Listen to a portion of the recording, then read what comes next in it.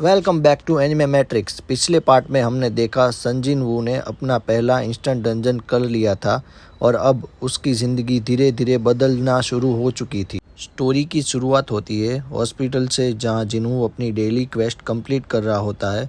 तभी एक नर्स उसके रूम में आती है और बताती है कि आज उसे हॉस्पिटल से डिस्चार्ज किया जा रहा है। लेकिन नर्स एक चीज़ देखकर हैरान रह जाती है। जिनहू की बॉडी पहले से काफ़ी बदल चुकी थी।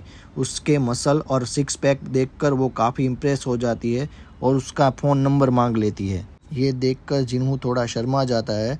हॉस्पिटल से बाहर आने के बाद जिनहू घर की ओर जा रहा होता है। दूसरी तरफ उसकी छोटी बहन स्कूल जा रही होती है। जैसे ही वो जिनहू को देखती है, उसे भी लगता है कि उसके भाई की हाइट और बॉडी में काफ़ी बदलाव आ गया है। इसके बाद जिनहू अपना सिस्टम चेक करता है। डेली क्वेस्ट में अब सिर्फ 10 किलोमीटर रनिंग बाकी थी। साथ ही लेवल अप होने की वजह से उसे काफ़ी सारे पॉइंट मिले थे। अब जिनहू सोचने लगता है कि इन पॉइंट को किस स्टेट में डाला जाए, स्ट्रेंथ, इंटेलिजेंसी, एजिलिटी या वाइटलिटी। थोड़ी देर सोचने के बाद वो कुछ पॉइंट एजिलिटी और सेंस में ऐड कर देता है। तभी जिनहू के पास उसके हाउस ओनर का फ़ोन आता है और जिनहू थोड़ा नर्वस हो जाता है। जिनहू से कहता है कि हाँ, वो 1-2 दिन में किराया दे देगा। उसके बाद जिनहू अपने रूम में चला जाता है और टीवी देख रहा होता है। तभी जिनहू के फ़ोन में एक रेड जॉब का मैसेज आता है। पैसों की ज़रूरत होने की वजह से जिनहू उसे तुरंत वहाँ पहुँच जाता है। जिनहू रनिंग करते करते वहाँ पर पहुँचता है क्योंकि उसको अभी अपना डेली क्वेस्ट भी कंप्लीट करना होता है। तभी उसे नोटिफिकेशन आता है कि उसका आज का डेली क्वेस्ट कंप्लीट हो चुका है। जैसे ही वो वहाँ पर पहुँचता है, उसकी मुलाकात एक हंटर से होती है जो अपना नाम होंग डोंग सुक बताता है। होंग डोंग सुक जिनहू से उसका नाम पूछता है और फिर उसका रैंक के बारे में जानने की कोशिश करता है। जिनहू अपनी रैंक को ई बताता है। तब उसकी टीम के कुछ लोग मजाक उड़ाते हुए कहते हैं, वर्ल्ड्स वीकेस्ट हंटर। हाँ, लेकिन जिनहू किसी को जवाब नहीं देता। उसके बाद वांग जिनहू को कुछ डॉक्यूमेंट साइन करने के लिए देता है। साइन करते वक्त जिनहू टीम के बाकी मेंबर को ध्यान से देख रहा होता है। वो अपने मन में सोच रहा होता है कि 5 सी रैंक और डी रैंक के 4 हंटर मिलकर क्या ये डंजन को क्लियर पाएंगे। इनके पास तो कोई हीलर भी नहीं है। तभी एक और हंटर उसके पास आता है। वो अपना नाम यूजिन बताता है। जिनहू उसे देखकर हैरान रह जाता है। यूजिन ने चमकता हुआ गोल्डन आर्मर पहना हुआ था। उसके हाथ में एक बड़ी सी तलवार थी। उसके बाद होंग डोंग सू जिनहू से कहता है कि उसे सिर्फ बैग उठा के उनके साथ चलना है। जिनहू हैरानी से पूछता है, क्या मुझे सिर्फ बैग उठाने के लिए यहाँ पर तुमने बुलाया है? यूजिन मुस्कुराते हुए उसे कहता है, अगर कोई मॉन्स्टर तुम पर हमला करता है तो मैं तुम्हारी रक्षा करूँगा। और इसी के साथ सभी हंटर गेट के अंदर जाने के लिए तैयार हो जाते हैं। गेट के अंदर एंट्री करने के बाद जिनहू नोटिस करता है कि यूजिन थोड़ा नर्वस लग रहा है। जिनहू उसे पूछता है, क्या ये तुम्हारी पहली रेड है? यूजिन थोड़ी शर्माते हुए कहता है, हाँ। तभी वोंग डोंग सुंग अपने टीम मेंबर को कहता है कि थोड़ी रोशनी करो। अगले ही पल अपने हाथ में आग का गोला बनाकर और पूरी जगह पर रोशनी कर देता है।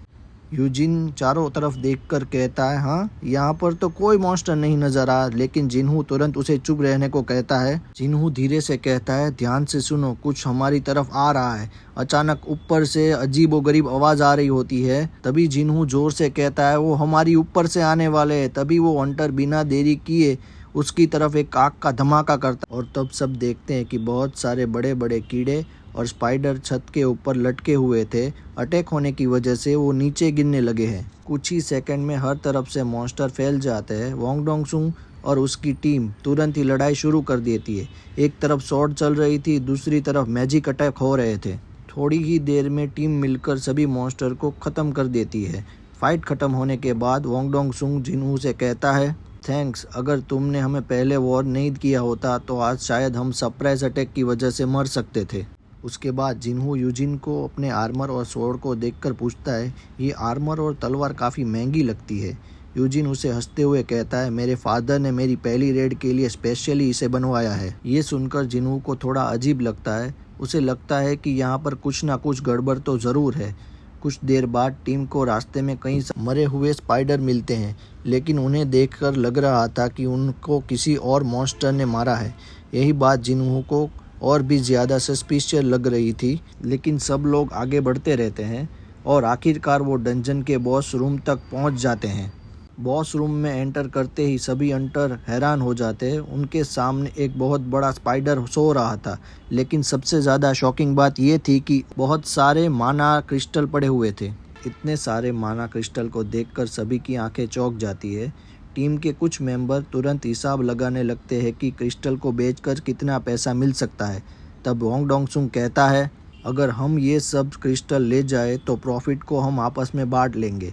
जिन्हू को ये बात थोड़ी अजीब लगती है, क्योंकि उसे लगता था कि उसे सिर्फ सामान उठाने के लिए यहाँ पर लाया हुआ था। लेकिन तभी यूजिन वांग डोंगसू के पास जाता है और उसे जिन्हू का कॉन्ट्रैक्ट दिखाने के लिए कहता है। जिन्हू का कॉन्ट्रैक्ट देखने के बाद वो कहता है कि यहाँ पर माना क्रिस्टल का तो कुछ लिखा ही नहीं है। इसका मतलब ये है कि जिन्हू को भी इसमें से हिस्सा मिल सकता है। थोड़ी देर सोचने के बाद वांग डोंगसुंग कहता है, हाँ, मैं तुम्हें भी इसमें से थोड़ा प्रॉफिट दे दूंगा। इसके बाद टीम डिसाइड करती है कि पहले हम माना क्रिस्टल कलेक्ट करेंगे, लेकिन तभी एक हंटर कहता है, रुको, मैं माइनिंग टूल तो गाड़ी में ही भूल गया हूँ। ये सुनकर वांग डोंगसुंग काफ़ी गुस्सा हो जाता है। फिर वो कहता है कि जाओ तुम माइनिंग टूल्स लेकर आओ, लेकिन तभी वो आदमी कहता है कि वो इतने ज़्यादा है कि हम सबको बाहर जाना होगा। फिर वो अपनी टीम को लेकर माइनिंग इक्विपमेंट लेने के लिए वापस जाने का फैसला करता है। जाते वक्त वो जिन्हू और यूजिन को कहता है, तुम दोनों यहीं पर रुको और बॉस पर नज़र रखो। जिन्हू को ये बात थोड़ी सस्पिशियस लगती है, लेकिन उसके पास मानने के अलावा और कोई रास्ता नहीं था। कुछ ही देर बाद वांग डोंगसुंग और उसकी टीम बॉस रूम से बाहर निकल जाती है। वांग डोंगसू अपने मन में सोचता है, इस खजाने से मैं तुम्हें कुछ भी नहीं ले जाने दूंगा, और वो अपने टीममेट से कहता है, यहाँ की पूरी दीवार गिरा दो। अचानक एक बहुत बड़ा धमाका होता है।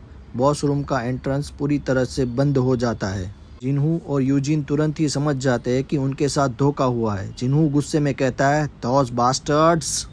अब वो दोनों उस जाइंट स्पाइडर के साथ उस रूम में अकेले फंस चुके थे, और जैसे ही वो धमाके की आवाज़ गूंजती है, सोया हुआ स्पाइडर बॉस धीरे धीरे अपनी आंखें खोल देता है।